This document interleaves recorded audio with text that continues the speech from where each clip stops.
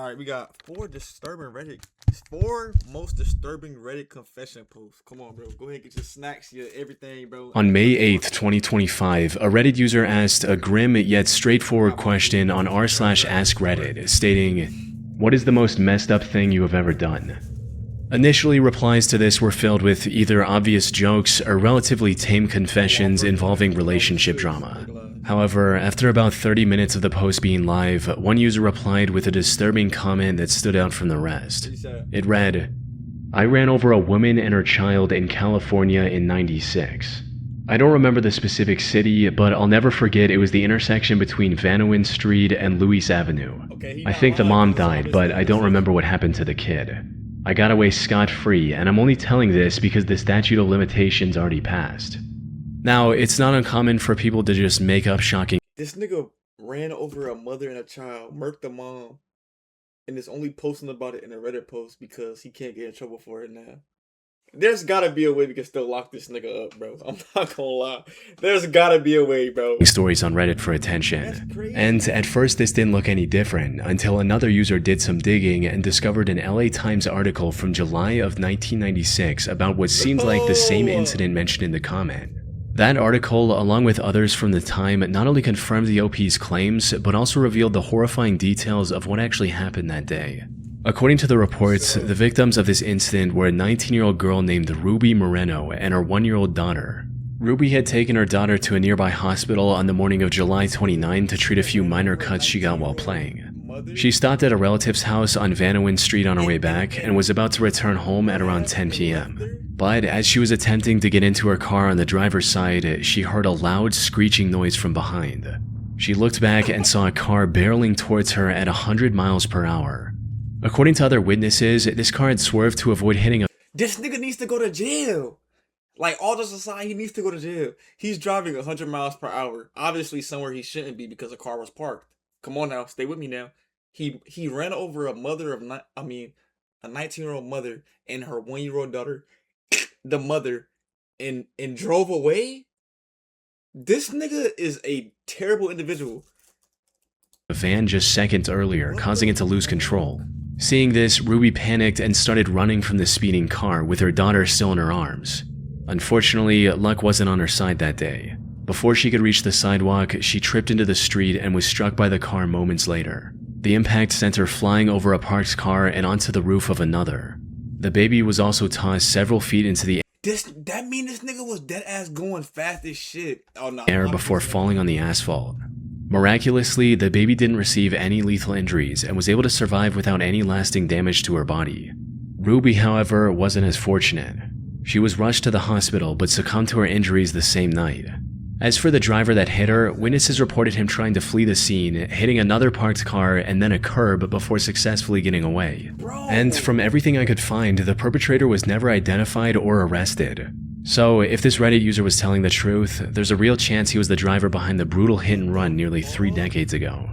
The report from 1996 also mentioned that the driver was likely intoxicated due to the way he behaved after hitting Ruby. And when asked, the user admitted that this was the case. Were you drunk at the time, as the article says, or were they wrong about that?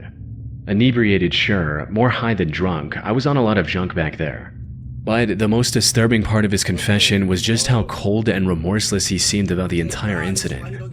Why no sympathy? Was this on purpose? No, but it's been so long. It's like a whisper of a memory. Do you think— Bro, you a fucking 19-year-old mother and her baby, or you don't the baby, but you hit the baby too, and that shit is just a whisper of a memory. That is so fucked up, bro. Like, bro, okay. About how that child has to live without a mother now? Genuinely asking, you seem stone cold. Exactly. It's been 30 years. That child probably has children of its own. I seem stone cold because I've already been through all the stages of emotions. I've justified myself, I rotted with guilt, I've had sleepless nights. I'm an old man now and I'm waiting to die any moment. I can't change what I did. I can't even pay for my crime anymore because California doesn't send people to prison only on a confession, and regardless, my health alone would render me incompetent to stand trial. There's nothing tying me back to that day but my word. Which brings us to the big question, was the OP actually telling the truth? Unfortunately, the answer to this is a bit more complicated than it initially seems.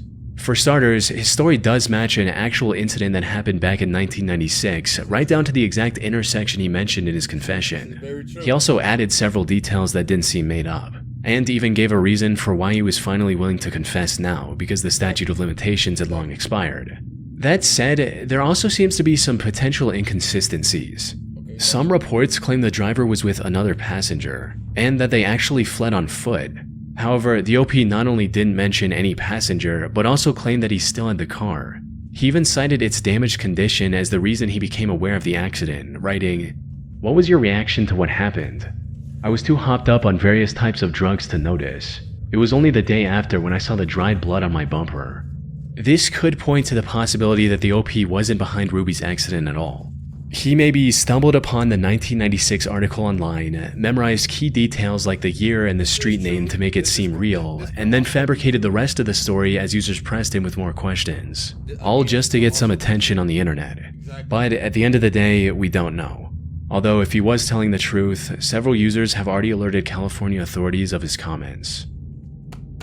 Good. They gotta be able to get this little old ass. In May of 2012, a Reddit user asked others to share a secret which, if came out, could ruin their lives. And while this post received over 44,000 comments in total, one chilling confession stood out above the rest. About 9 hours after the original post went up, a user replied with a haunting story of his own, reading, "I accidentally killed 7 people. I put a rag into a new water heater exhaust to keep debris out and installed it in a rental." Sure. Oh, that is why. Okay, it should be back to normal now. It should be perfectly fine now. Thank you, bro. Thank you, bro. Shout out Jalen, y'all. I get a call a week later. There's been an accident. I show up and there's a ton of EMS and police. They ask me where the gas shutoff is, and I go down and shut the gas off. 7 people and see the end of the rag I forgot sticking out of the top of the heater. Ripped the rag out, shut the gas off, and headed upstairs, only to be told all the tenants were dead. I drink all day now and sleep. It's killing me from the inside every single day, but if I say anything, my family is ruined. We have a bunch of rental properties and we'd be shut down. This reply caught the attention of thousands of other users who wanted more details. Hey, bro, just, what's it called? Mr. Nightmare? No, not Mr. Nightmare. Chillin' Scares. Hey, Jalen, check the nigga out. Check the nigga out.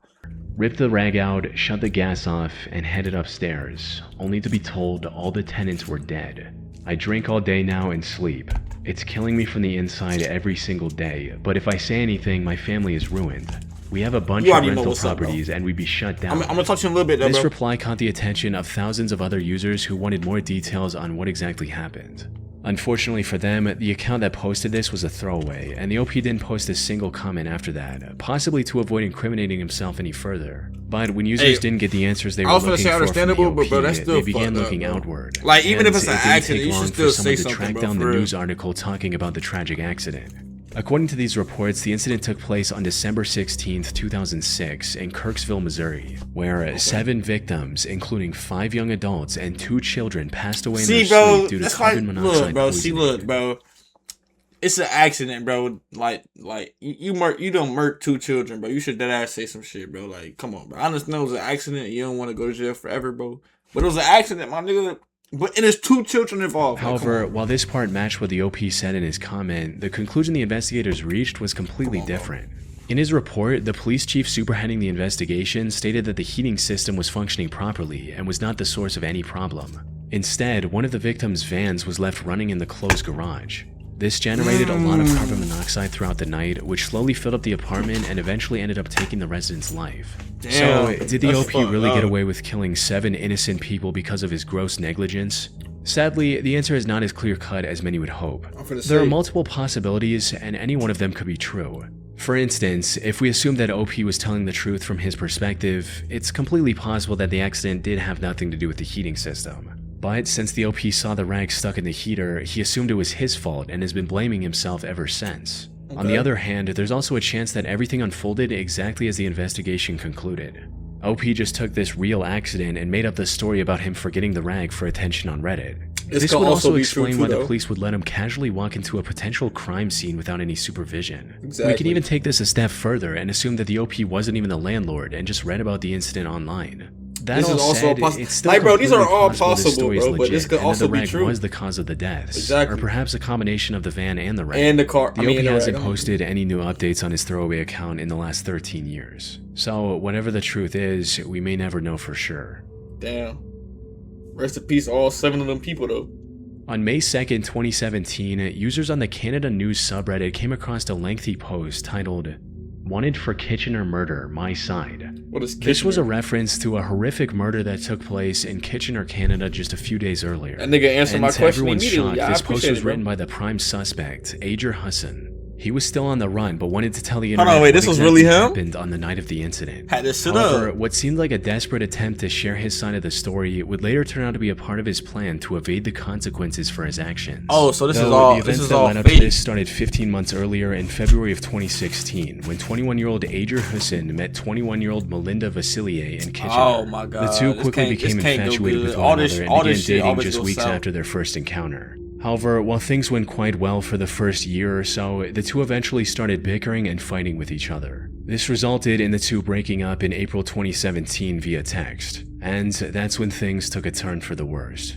Not long after their breakup, Ajer attempted to break into Melinda's home through her patio, but was Holy spotted by her shit. friend Anna and her boyfriend. They also called the police on him, forcing him to leave Melinda alone. However, he kept texting her even after this incident, asking to meet her at least one last time. She eventually agreed and invited him to her home, hoping to talk things through and end the fuck, bro, relationship on fuck, respectful terms. fuck. And then he They did some decided weird to meet on the shit. night of April 27th. Of course. But when the time came, Ajer didn't show up. Melinda had asked her friend and sister to stay with her at home while Ajer was visiting. However, since Ajer was a no-show, she gave them the go-ahead to carry on with their night and the two left. They returned shortly after bro. midnight, and to their surprise discovered that Ajer had shown up while they were gone and was now in Melinda's room with her. The girls confirmed Melinda's safety before heading off again to get food. This trip took barely 30 minutes, but by the time they came back, things had somehow spiraled into a complete nightmare. The apartment was in complete disarray, bro. and there was no sign of Ajer anywhere. This nigga's a And as they weirdo. stepped further into the apartment, they found Melinda lying face down on the kitchen floor in a pool of blood, with her What body the covered in fuck? dozens of wounds.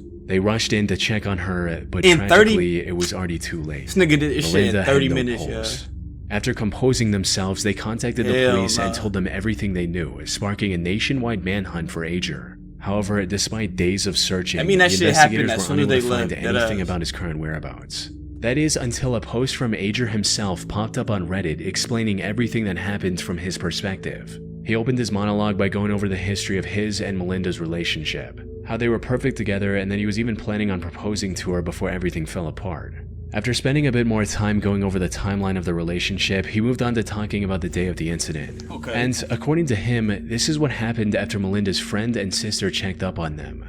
We continued to talk and finally decided it was worth it to try one more time. Anna and her other friend left the house to grab food. We both let everything out and our relationship was back on track.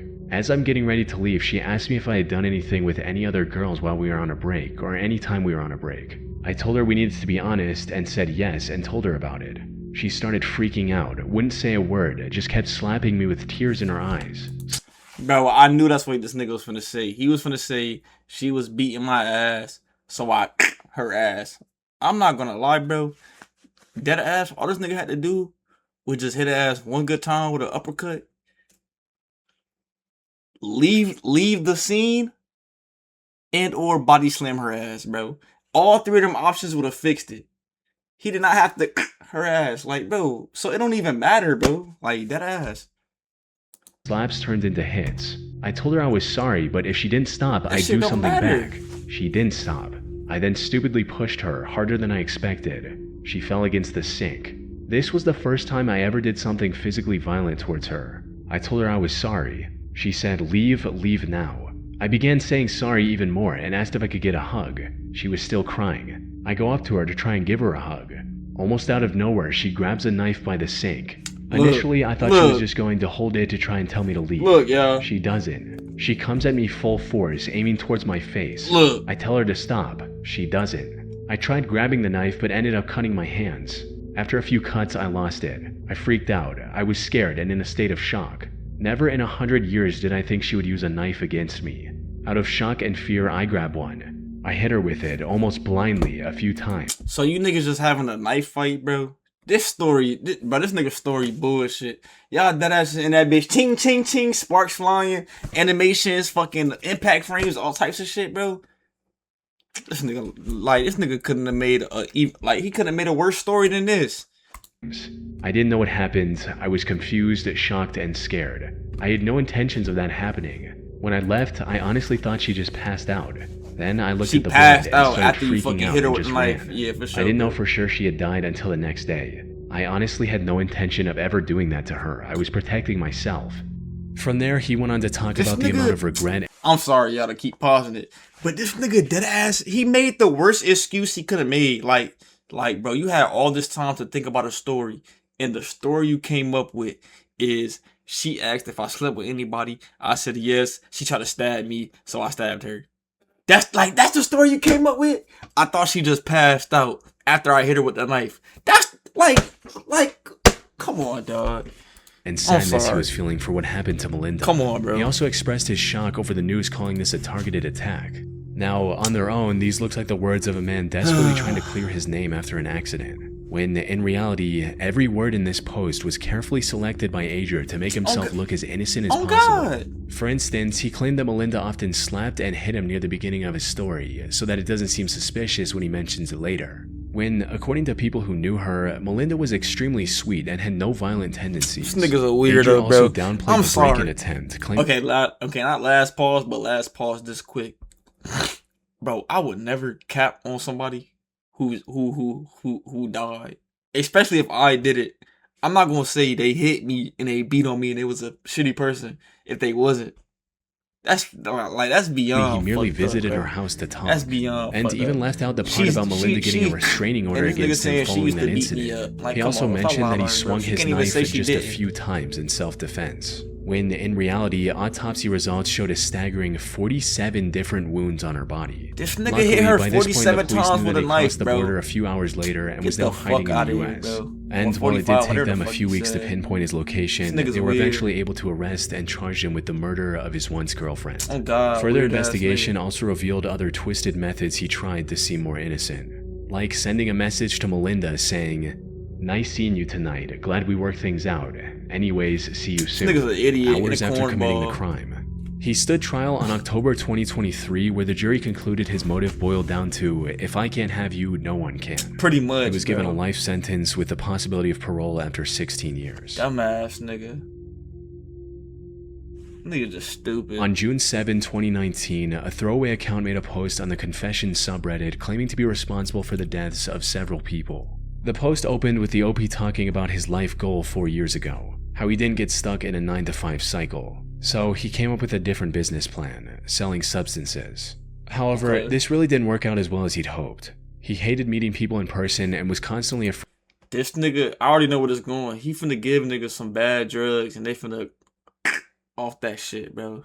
Afraid of someone finding out. I feel like that's terrible. But then he learned about a popular marketplace for illicit substances on the dark web and started using that to conduct business. That shit Things were going well, and even upgraded from selling just 3 substances to shipping several much more potent options as well. I'm already knowing. Unfortunately, what started as a major boom for his business turned into a massive disaster when he accidentally sent the wrong items for a few orders, stating, "I put all my addresses into an Excel spreadsheet along with their name, zip code, order, along with the amount.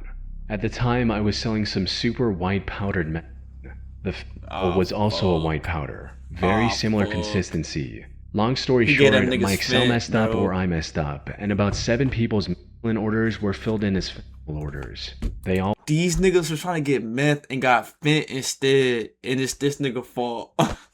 Went out. That's crazy, bro. I kept doing my thing for a few days. After about 5 days, someone contacted me and told me their friend died from my I immediately called BS and went to check my order log and scale up how much I had of my left. Well, I had about 11 grams more than I should have. I still don't know how it could have happened. I wasn't a user, but I definitely was high. He gave these niggas the OP accidentally sent a much harder substance to his customers. And while I can't mention its name on YouTube, it is known to be extremely lethal in even relatively small quantities. That's fucked He later up. searched the names of these customers online and discovered that at least 5 of them had passed away due to his mistake. The sheer gravity of his actions prompted him to immediately abandon the drug trade and rebuild his life, stating, "I immediately deactivated my vendor account. I didn't even need confirmation. I knew what happened. I knew I just killed several people. I sold the rest of my drugs, converted my Bitcoin to cash, and moved away. Didn't speak to anyone for weeks. Found a job in a restaurant, living in a city I always wanted to. I haven't touched drugs since that day. I haven't had anything to do with that life since then." However, the OP ended the post by claiming that, despite getting as far away from his old life as he possibly could, the guilt of being responsible for so many lost lives still weighs heavily on him, and that the only reason he confessed everything on Reddit was to finally get it off his chest, hoping it might bring him some sense of relief. Now, whether this actually helped him feel any better or not is completely unknown. This was his first and last post from this account, and he hasn't posted any updates since. As for if he was actually telling the truth, that much is uncertain. It's near impossible for me to track down any news articles about his unfortunate customers, given that over 100,000 people every year lose their lives from that same substance. That said, many users in the comments believe the story was genuine, and some even express sympathy for the OP's situation, though I doubt we'll get any concrete answer on this confession's legitimacy anytime soon. Damn. I'm not gonna lie, bro. I gotta react to more of those, bro. That shit was turned. I'm not even gonna lie to you. RIP everybody in that video, though.